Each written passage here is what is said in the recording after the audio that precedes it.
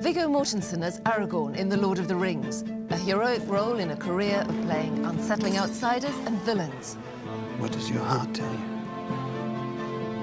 He's always chosen challenging roles, like the former friend wired to get evidence in Carlito's Way. Realize. The mild-mannered diner owner, tender husband, and angel of death all rolled into one in a history of violence. It would be better if you just leave now. And The Russian Gangster, which won him a BAFTA nomination for Eastern Promises. Raised in 4 countries, Viggo's films have made him famous around the world. This is his life in pictures.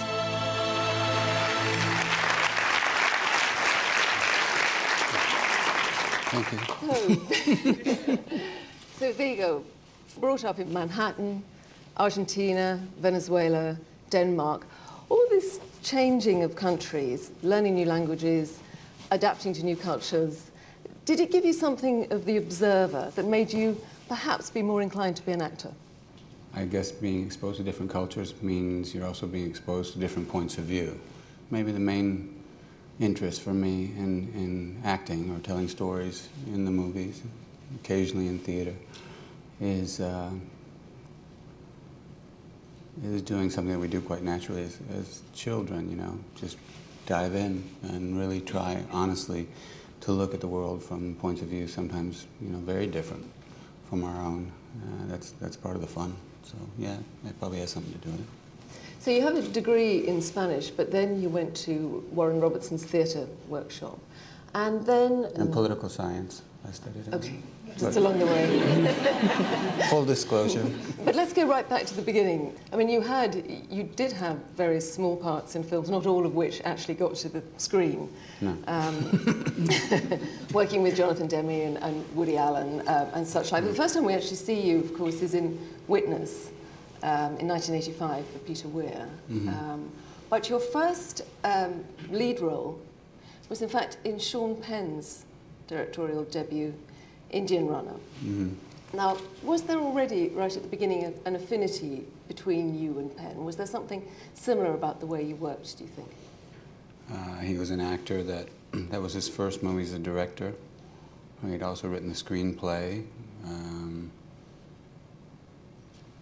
He was wise with such an undertaking, and having those 2 roles to not take on, I think, you know, the acting responsibility as well, which so many times when an actor wants to, let's say if I wanted to direct a movie, there might be a pressure for me to be in it, because otherwise, well, you're maybe a proven quantity as an actor, but you might not be you won't be as a director.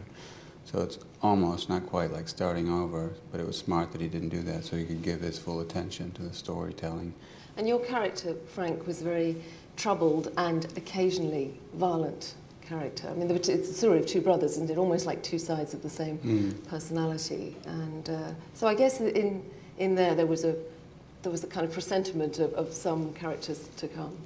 Yeah, I mean, I certainly, if you do something that comes to people's attention, so they see, well, that works, he can do that, so we'll offer him something similar, you know, that does happen. But it's not that I'm drawn to people who behave badly or commit acts of mayhem. But it's interesting. It's as interesting to me to play someone who's on the page just a very good person, you know, behaves decently. One of they attempted to do otherwise, you know, and I've been lucky in recent years. For example, what comes to mind is History of Violence. You know, that's a role that had sort of both things, and you know, we always, whether you're an actor or not, I think you wake up in the morning and you do create, whether you're conscious of it or not, some sort of persona, and you adjust that persona every day and every moment according to circumstances, and especially according to the people you meet. And we all do that a little bit, you know. We gauge how much we reveal and how we want to reveal it, how we present ourselves, you know. So what happened pretty soon after Indian Summer was that you actually worked with Sean Penn again, but in a different context, as actors, on Brian De Palma's Carlito's Way from 1993. And we're going to see a little excerpt of that. Carlito, played, of course, by Al Pacino, was a a gangster who is trying to be good, but with not a great deal of success at this stage. And your character, Laline, is an old friend and, how should we put this, business associate. So listen, I'm in with some new people now. Unos italianos, tú sabes. Now they trust you. They think you're Guinea or something. Where they from? Pleasant Avenue? No, downtown. Anyway, they got the money. They got a lot of money. It's, I mean, heavy paper. They go up to 25 for a key, if it's good, you know.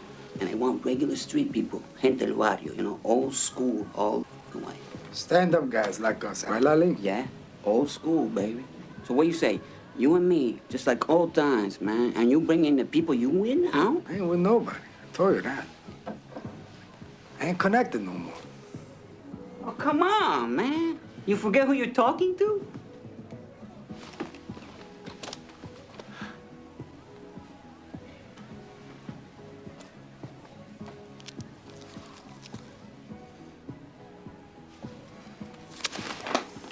So for Laline, as for every other character, do you create a backstory? Oh yeah, you know, he'd been in prison, he'd been shot, and was paralyzed from the waist down. And I figured out that he was a guy, he probably came from Puerto Rico when he was about 14, so forth, and Pacino's character took him under his wing. And although I speak Spanish with a very different accent. Earlier in that scene, I speak some more Spanish to him, but it needed to be, sounded like Caribbean Spanish. And so that was just a world to explore. It was a lot of fun. Also that period, so I listened to tons of salsa music, and I just spent a lot of time in East Harlem. And you know, fear is, for an actor, for anybody really, it's one of the, it is the big obstacle. I think it conquers more people than any other one thing, you know. So part of the thrill is, the scary part is, okay, I'm just going to do this, whatever people think. So I went up, eventually took my wheelchair, and I rode the subway, and I had to get people to help me, and all this kind of stuff. And then I'm riding around in this wheelchair that had things that were from Puerto Rico, and little religious cards, and people treat you different. It's kind of nice in a way. They help me cross the street and buy a drink, and, you know, but it was interesting. But what about the characters where it's harder to provide a backstory? I mean, the obvious example that comes to mind is you actually played the devil in The Prophecy. Yeah, can't do much research there. It's a very expensive ticket. The fare is out of reach. But no, but I had the honor, I don't know how many people can say they've ripped Chris Walken's heart out and eaten it in front of them. I mean, it's a very rare privilege.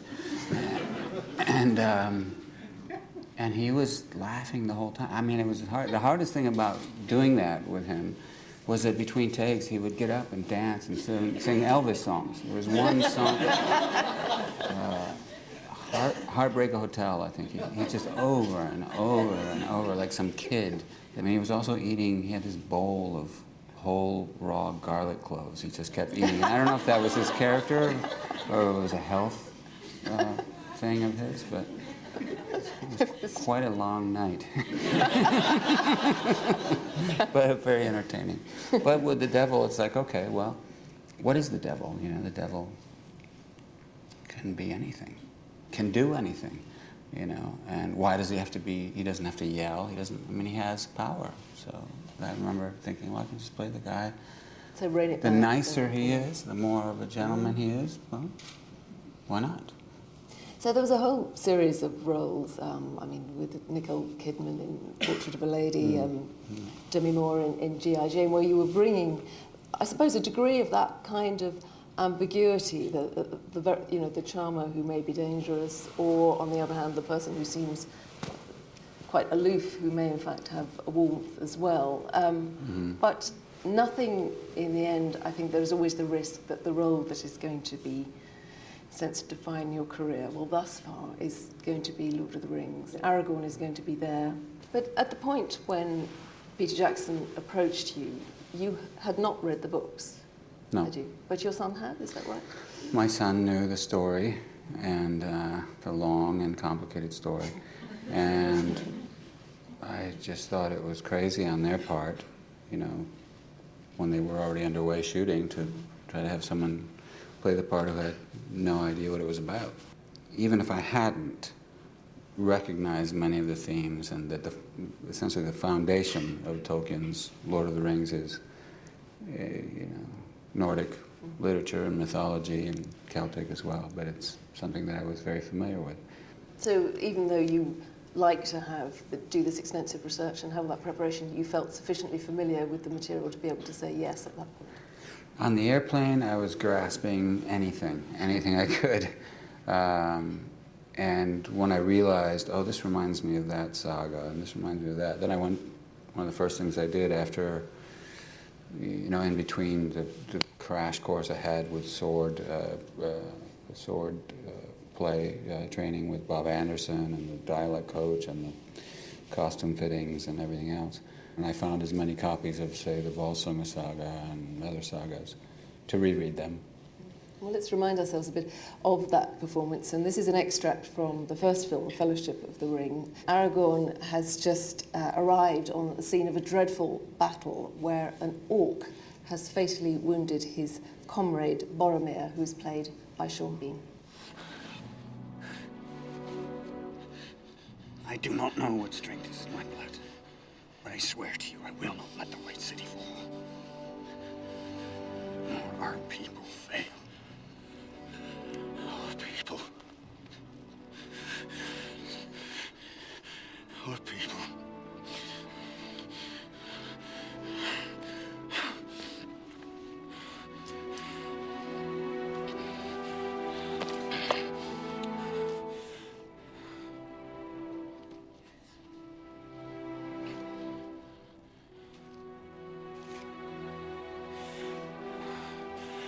I would have followed you, my brother. My captain. My king.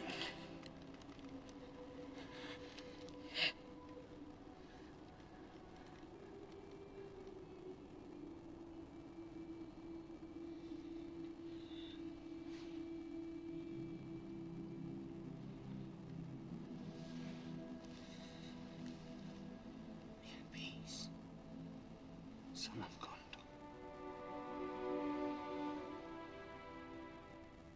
I have such good memories of working on that scene. We worked really hard on that scene, Sean and I. And what a good partner he was. I remember I was nervous about getting it right, and we did that scene in 2 halves. Before lunch we shot all of Sean's coverage, and then everybody went down to lunch, and he had done such a beautiful job that I didn't really want to leave that state. He could go and, not that he wasn't going to work hard, which he did very much for me as well, after lunch, but I knew that to live up to what he was doing, I really had to stay focused. And I remember everybody left. I said, no, I'm fine, yeah, you can bring me a sandwich if you want, but I'm not really hungry. And they left, and so I lay there, and I actually fell asleep, right there where he fell asleep, and forever, and it was so beautiful. And somebody woke me up, and I opened my eyes, and it was these trees. And then everybody showed up, and then, because I stayed in those woods, I felt calm, and because Sean was generous and focused, it went more easily than I thought it would go. The afternoon, I really enjoyed playing that scene. Another thing I thought of, if you want to know, is that I was listening to what I was speaking there. I remember having this idea, because the character over 3 movies, should gradually reveal himself for who he really is. It wasn't just what he called himself and how he dressed, his behavior, but it was also the fact that he was a ranger and he was around certain people from a certain part of Middle-earth. To me, that's why he would speak that way. That was part of his disguise and had been for quite some time. And I wanted to make a gradual transition so that by the end, by the coronation scene, that his accent would gradually change and become more refined, and he would let all of those masks, fall away, so to speak. So it partially worked, but It made me think of that. Anyway. But what emerges really powerfully in that excerpt, and I think is the emotional motor for the film, and it's something that in a sense was quite unfashionable in film at the time, was this idea of self-sacrifice, which is so important in the whole Lord of the Rings story, that, you know, people who are prepared to give up their lives or their freedom for the greater good. And I think probably that's something that when I initially thought of Lord of the Rings as a big epic, hadn't realised would come through as strongly as it did. Yeah, I mean, I think that's due to the kinds of actors that Peter Jackson cast, but also his approach, you know, as much as certainly after the first movie, he became more and more interested in pursuing something that he's very good at, which is special effects and the sort of more fantastical visual aspects of the storytelling. He did maintain an interest in, you know, the emotional through lines of the characters, their worries, their fears, and, you know, here again on the page, you know, could easily have played that part with a certain stoicism that would have been devoid of any real serious doubt. Of course, I mean, another aspect of Lord of the Rings is actually it is fantastically violent, but within a kind of mythical framework. I don't know, does that make violence difference if it's mythical? No, I mean, I don't think violence is ever excusable. It's most often a metaphor for something that's going on in a relationship or in the person's understanding or misunderstanding of their place in society, you know. Which is an ideal time to talk about David Cronenberg, which came along next, and History of Violence from 2005. So what was it that Cronenberg said to you that so intrigued you about this project? He was in Toronto, where he lives and usually works. And I initially said, well, you know, he needn't fly all the way to Los Angeles because I don't think it's the kind of story, because of the way the violence was handled, that I respect him a great deal, I'm honored, but I wasn't that into it. But he said, well, I'm coming to Los Angeles anyway, I have to do this and that. And, which I don't think was true, as it turns out, but it sounded like it was true, and he had lots, you know, why shouldn't he have lots of things to do in Los Angeles? He's David Cronenberg. And so we had breakfast, and he came in. I was no match for his powers of seduction, to be honest with you. And as it turned out, I mean, the thing that connected us right away is that the concerns we had, what was potentially underneath some of the violence, was something a lot more interesting that had to do with this idea of manufacturing a persona and lying to oneself and lying to others, which everybody to some degree does. It's a sort of survival mechanism, I think. And what it turned out to be a great experience.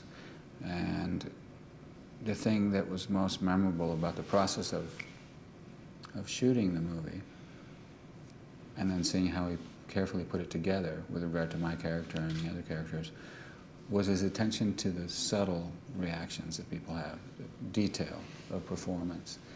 You know, there's so many things that tell you what's happening. The transitions I make from one persona to another, and then back again, and then that middle ground, are very subtle things. They're just a look, they're just a glance, it's just body position. It's, you know, so paying attention to that in shooting and knowing that he had it when it looked like I was maybe not doing much, and then being very careful with it in the editing, was everything. Otherwise there'd be nothing there. And that was, I'd never seen a director understand every little thing that we were doing as well as he obviously does with his actors. I think we'll get an example to see that. This is from A History of Violence, and where Tom, your character, is living in a quiet town, running this very nice little diner, but he has an unexpectedly violent past, and the consequences of that past are brought literally to his front door as he confronts some old adversaries. Put it down, Joey.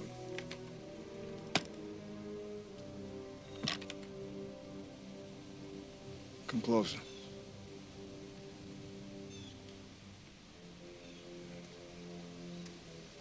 A little further.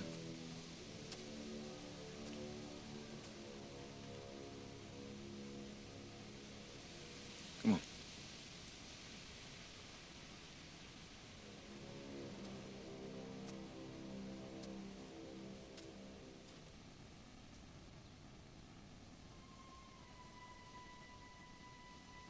Go back to the house, Jack.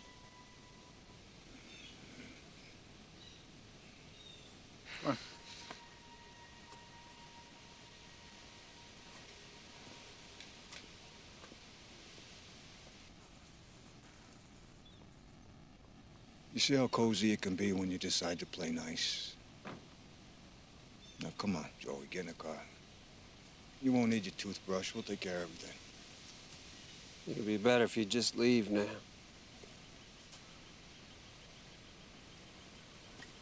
Lord of the Rings has allowed you freedom subsequently to make all sorts of choices, to follow your own enthusiasms. That's always a bit of a myth, though, that people think, oh, well, they can do whatever they want now. They still have to ask you if you want to do it. What I do have is I am offered more things than I was, say, 10 or 15 years ago, certainly. And once you prove you can do something, and more importantly, that story that you're involved with makes its money back, there's a good chance you'll be offered another job. But of course you have all these other things, because you're a poet and a photographer and a painter and a musician and a publisher too. How do you see the balance of your activities? I mean, I've always appreciated more and more as the years have gone by the fact that movie making contains all the arts, really. Writing, design, fashion, photography, obviously, work on accents, you know, there's so many things to learn from. It's a complete universe, really, you know, artistically. When David Cronenberg calls again with another script, presumably, you know, you will look more keenly at that. And yeah. When Eastern Promises came along, for which you were nominated for an Oscar in your role as Nikolai, the and Russian BAFTA. gangster. And a BAFTA, indeed. You knew straight away, did you? Were you interested in Emilia particularly, or because it was not? It hadn't been particularly well explored at that point. No, I mean, it had a lot, but they were caricatures. I was aware of that even at the time that I accepted the role, not knowing any Russian. You know, the script was quite good, and any doubts I had, I already knew, having worked with David, that my questions would be answered to a degree greater than I could imagine always, as is the case with David. You can explore as much as you want. He's not afraid of questions from anyone. Shall we see a little bit now of Eastern Promises? And we're going to see Nikolai here talking to Naomi Watts as Anna, who becomes entangled with the Russian mafia in London after she discovers the diary. Nikolai is working his way up through the crime organisation, currently working as a driver, and here he's returning Anna's motorbike, which has broken down.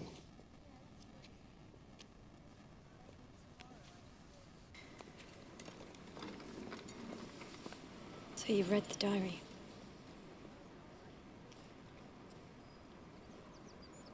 How can you keep doing what you're doing?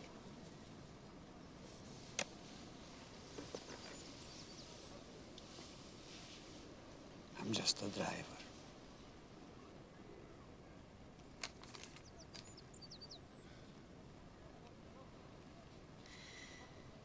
Why'd you bring me this? Don't know. I was passing.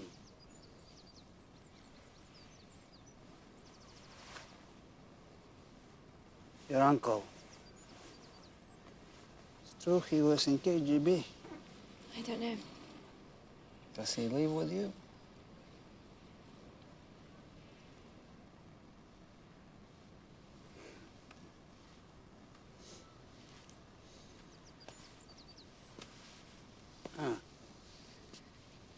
I fix it. Should be okay now. There's something about making those sounds, as there is with any accent, that has a direct effect, whether you're conscious of it or not, on your body language, on your physiognomy, on your facial expressions, even on your way of thinking. Well, we're going to have to move on now to your latest film, The Road, which is from the Pulitzer Prize-winning Cormac McCarthy novel, written in 2006. Had you read the book at the point where director John Hillcoat approached you? No, I read the script and then went right to the bookstore to buy the book. But I have to say that Joe Penhall did a really good job of selecting what in a book works and in a movie might seem like a redundancy, you know, as far as we've seen that beat already, we've seen that.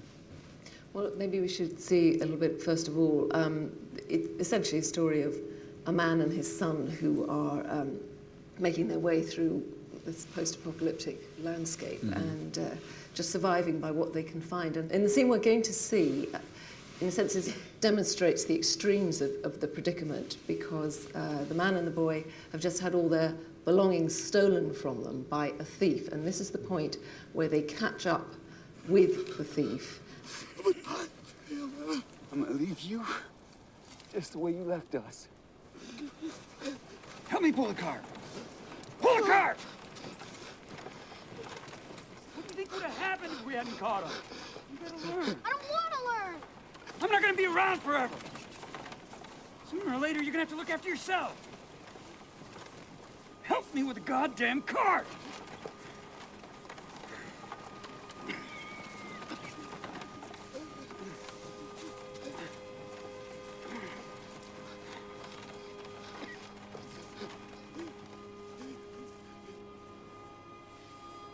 Would you stop sulking? He's gone. He's not gone. What do you want me to do? Just help him, Papa. Just help him. He's just hungry. He's gonna die. He's gonna die anyway. I'm so scared. I'm scared. You understand? I'm scared. It's a pivotal moment because it's the moment really where the boy starts becoming the man, and the roles change over. And I guess it is every parent's nightmare, well, everybody's nightmare. This idea that you're not in a position to protect and help the ones that you love. It's natural for a child, pre-adolescent, adolescent, whatever, to make that transition. You know, to come to that realization that basically, my father is not a god, you know, and we see that happen in this story. And what we also see happen, fortunately, is that the father understands that.